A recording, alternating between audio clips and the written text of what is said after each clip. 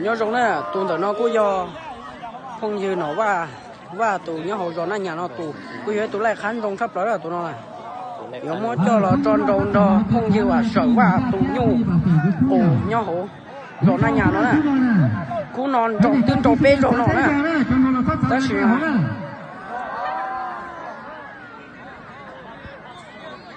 tụi chờ nó là có vậy tụi đâu không dùng thấp lời theo tụi đó có vậy tụi lại khán dùng thấp lời à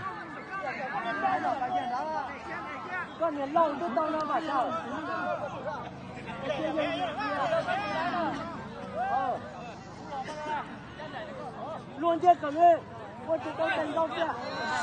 Ôi, trâu xí là, ôi, ôi. Tôi chỉ cho hai hàng người nó sống qua là. Ôi.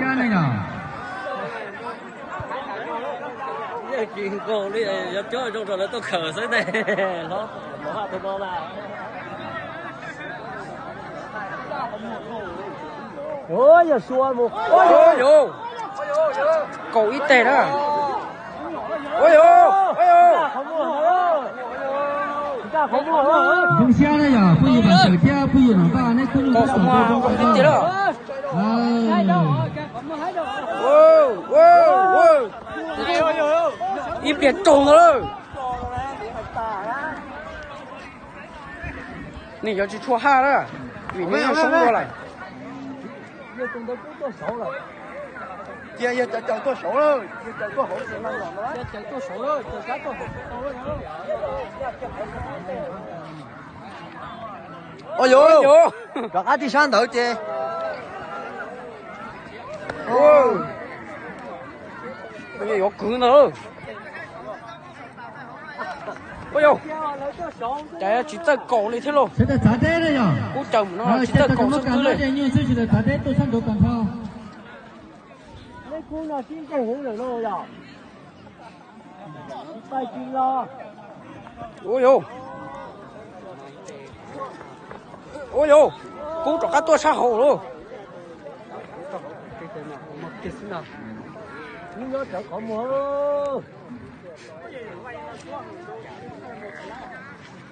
Chỉ lấy chó lo thôi, tụi nó. Chỉ trong chó đó. Để cho nó có tụi chè, rồi cái sống là chè cái tụi lo đó. Không được đó. Cú đẩy rồi sao? Giờ cú trở lũ rồi thế mà.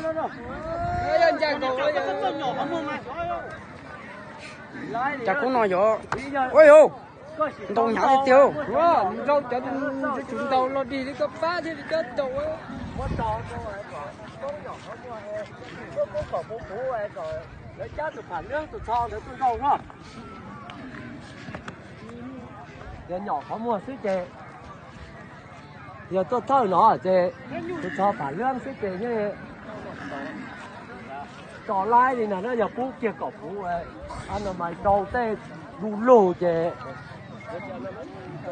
Chỗ lợn không thấy đâu rồi. Giờ thì nó vào tụt chầu thế mà chỉ hai ảnh nhổ. Ôi yo, nó chẳng thấy tiền gì đâu. Chỉ tôi ấy.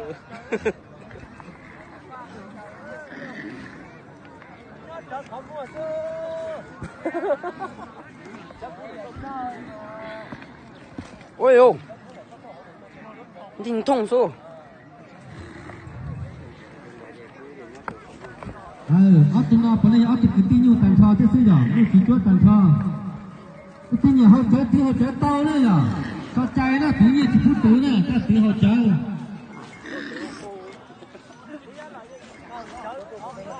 Ôi.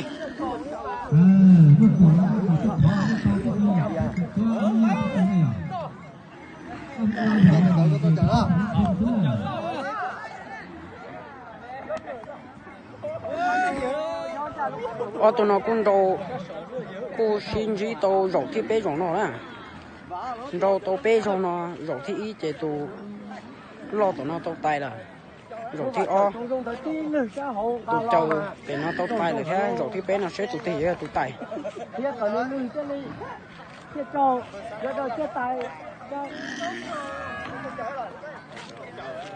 ôi ô lú nó chè lú nó chè xe tụ trâu to rồi nó chỉ to rồi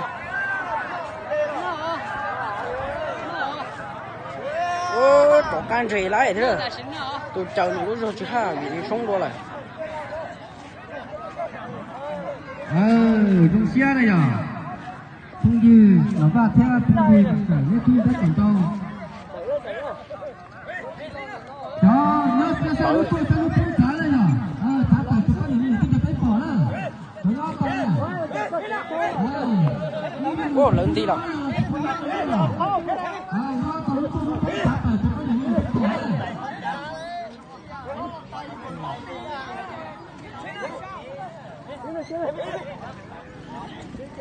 ôi yo tôi thì tỏ từ sư nhỏ rồi đó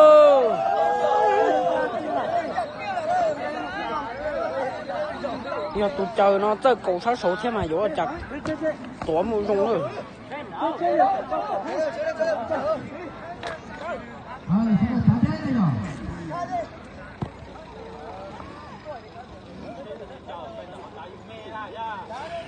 Đó sang trả để những chuyện nào nó phải thật tẩy nè.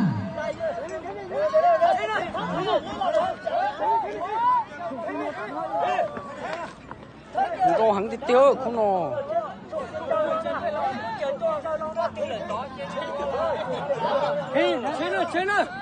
chế lần trả nữa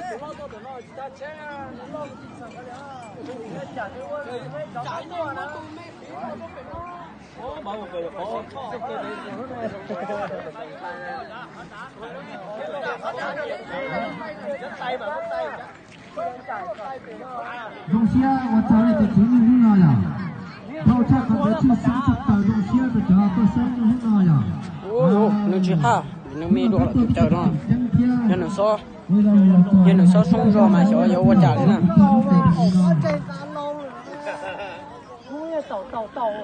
giờ bé ơi nó là bé từ chỗ như chúng tôi cho tôi là lấy những con xe chứ nhỉ? Chỉ nó lên lục là nó thổi như chính nó đấy nhỉ? Nó cho tao cho tí như cho tôi sai nhưng mà tao xa làm thiệt cái nó là cái này cho tí thế nào thằng Lucy hỏi giờ mà nó cái tôi sai là cái tôi sai để cho tôi có chi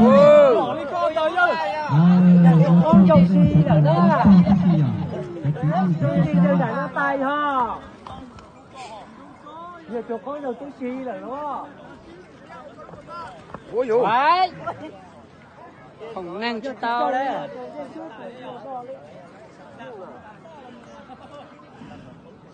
cũng là vậy cứ như mà đâu rồi thế này cho cứ chạy tung rồi cái như nào mà nhưng đâu đâu muốn đồ sầu gì thế này để ta lo tu sát nạn nói tu sát sự tài này mà nó thường là sát sự nó gì rồi nè thì nó cũng qua cho hướng gì nhất phải thế